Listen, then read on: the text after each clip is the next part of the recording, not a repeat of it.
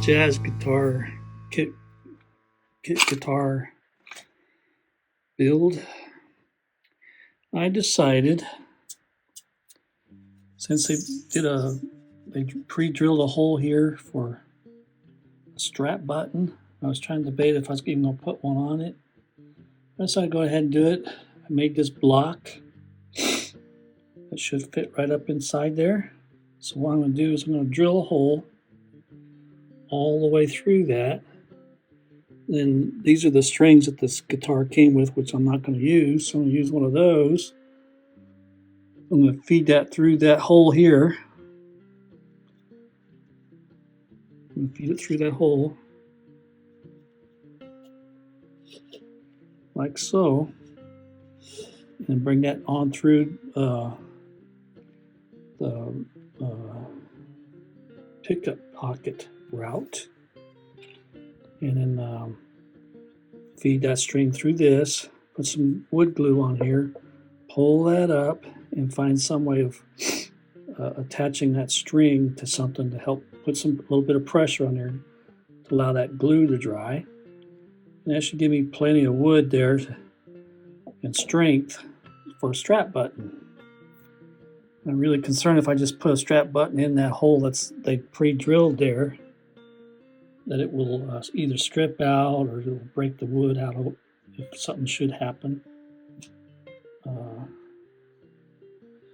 I'm just saying somebody in the future is playing the guitar, wants it to be secure.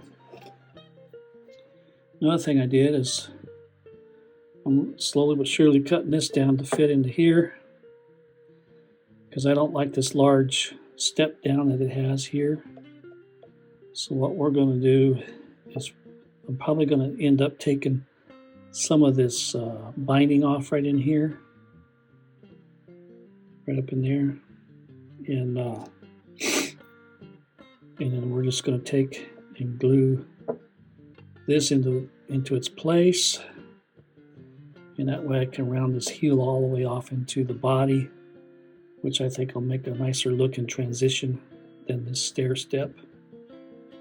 And it'll give the neck a little bit more stability too.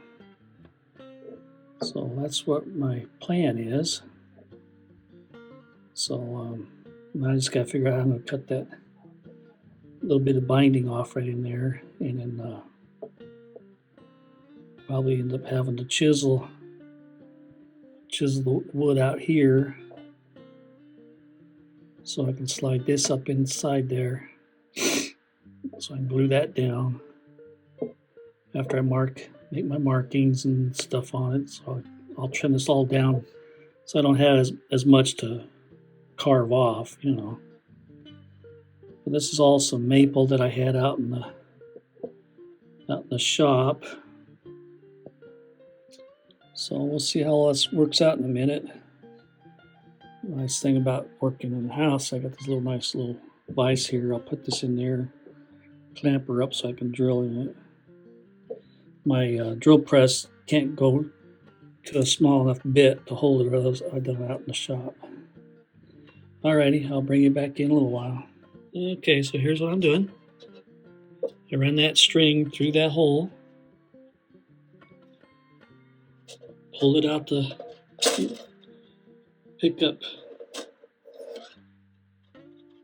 the neck pickup route here, drilled a hole through that block of wood, run that string through that block, and then I looped it to help hold it. So now what I'm going to do is I'm going to add some glue to this, and then pull the string back through and see if I can attach it with a pencil or something to help hold it in place while the glue dries. Okay, I'll bring you back in a moment.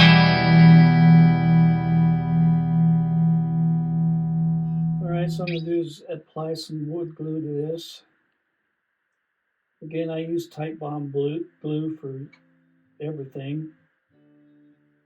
Regular, I don't use the Titebond 2 or 3. And I don't use high glue or fish glue or any of that stuff.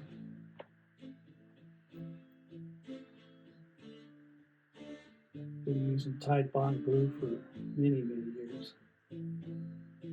So anyway, I'm going to put that on there like that. So now what I'm going to do is take my string, making sure my curves, I had to sand that curve into it to match the body. So I'm going to drop that down in there as best I can. And then we're going to fish that around there.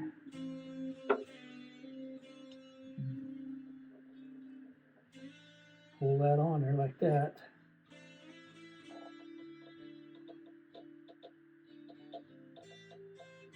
Put a little pressure on it.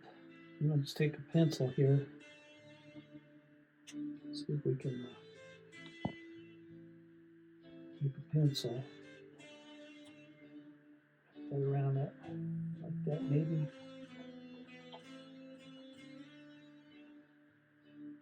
And I think I'm just going to take that, bend that on around that like that, come right through that hole for the switch.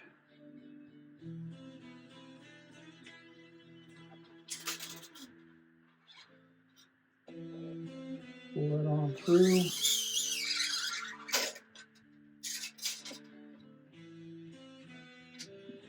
So, like I said, I'm not concerned about the string because it's just a throwaway string that comes with the kit.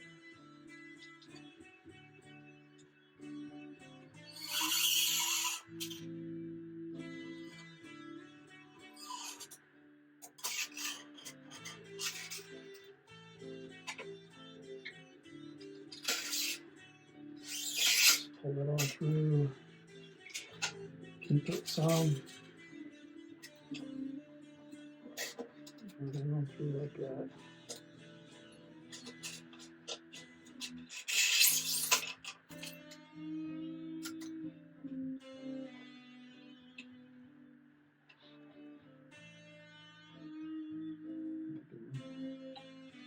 This around.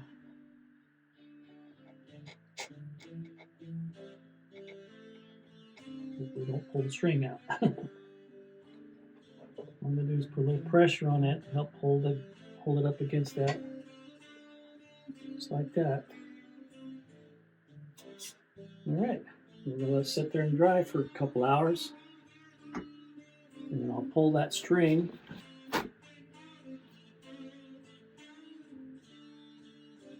And that should give me a nice piece of block of wood there for the strap button, like I said earlier. That'll make me feel better. And what I'm going to do is put locking straps on this. I have a set in my bin up here.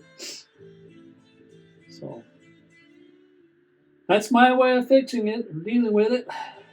I know many of you out there probably got better ideas and better ways of doing that. What I could have done was run a screw through there, but I had no way to hold that block up in there to put the screw in it.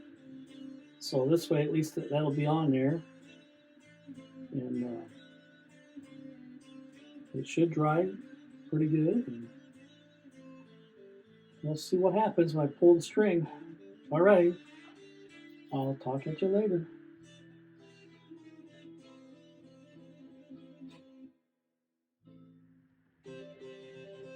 Okay, I thought I'd show you how I glue this up. Seems like a lot of people like to see things being done. I'm just going to squirt some glue on here.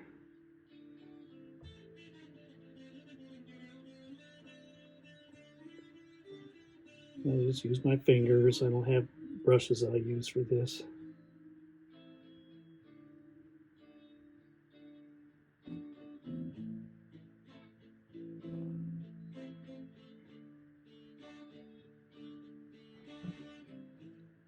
Any extra, I just spread it on my work. You don't drop it. I used to double glue everything. You know, you put glue here, you put glue on here. But I don't do that anymore. So now all I'm going to do is take that, squish that right up in there like that. Center it up a little bit. Take my clamp. Let's grab a paper towel here.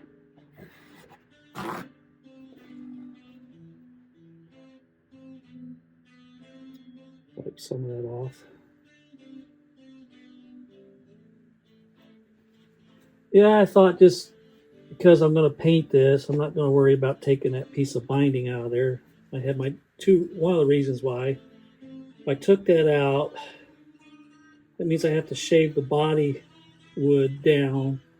I'm afraid that this body wood is already so thin. I hate to thin it up any more than what it is. And since I'm painting over it, I don't think you're going to see it all that well. Anyway, just making sure that's up against that edge there. And I'll just take that clamp. Just go put a little bit of pressure on it.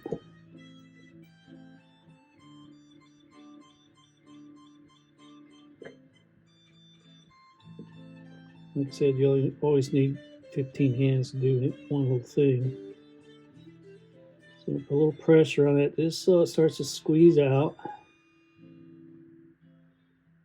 Again, you don't have to crank down on this stuff. I just watched a video the other day where somebody just cranked the bejeebus out of it. You don't have to do that.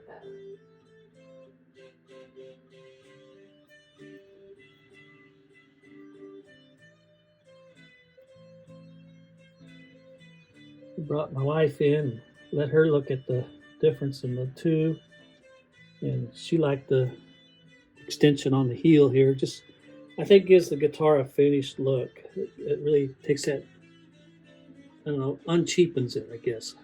To me, it does. And I don't know, what do you guys think? And like I think it's also going to add a little stability to the neck, so it doesn't want to do anything to you, and it helps strengthen this whole area up. So I strengthened it here and I strengthened it inside. If you remember right, if you remember watching in my other videos, you'll see where I put a strip inside the body to help strengthen the inside there. Well, it's up here, and then this piece being added on, it should give a nice stable platform for that neck. And so when I put strings on it and stuff, it's not going to move around as much. I'm not going to say it's not going to move around, but it's not going to move around as much. So we're going to let this dry. I'll probably let it dry for the rest of the day now. And then once it's dried up, then I'll start doing the finishing carving of it, and